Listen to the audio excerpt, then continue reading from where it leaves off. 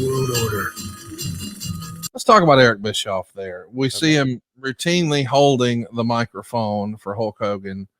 By the way, they're running NWO commercials coming in and out of the break. This is the height of the NWO here. Yeah. My goodness. Yeah.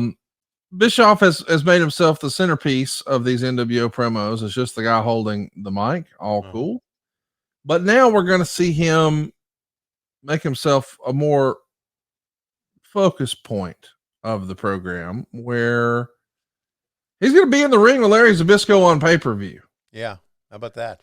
Now, Larry Zbyszko, of course, is quote unquote just an announcer, but we all know that he had quite the wrestling history in and out of WCW.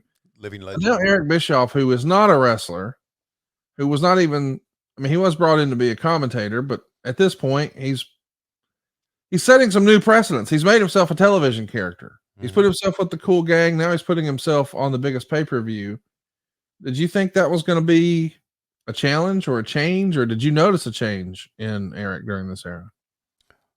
As far as what, his demeanor backstage, or what do you? Well, I mean, it's a controversial move sometimes to make the writer a television character, is it not? Yeah, right.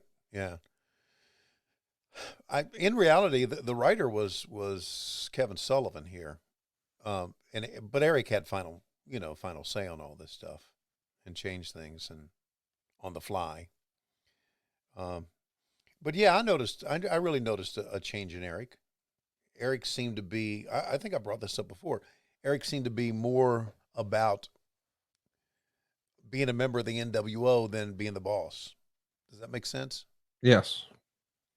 More about being a character than running the company. Not to say that I didn't think he did a good job of running the company, because, listen, we wouldn't have been in this spot without his leadership. But it seemed like Eric was more Eric Bischoff you saw on TV than Eric Bischoff in the backstage area. Yeah. I don't know if that's good or bad. I never did worry about it, because, he always kind of, one thing that I've said this many times, one thing I'll always will appreciate Eric Bischoff to the day I die was that Eric depended on me for a lot of stuff. Right. And just very rarely, sometimes he got in my shed, but very rarely would he, produce me. He just let me do it and was confident that I was able to do this stuff. So almost to, and I brought this up before, almost too much, because I ended up being on every show, everything. Ended up doing Nitro and Thunder and the pay-per-views and WCW Saturday Night. And I mean, I was on the main event. I thought I did too much, and I got quote unquote overexposed.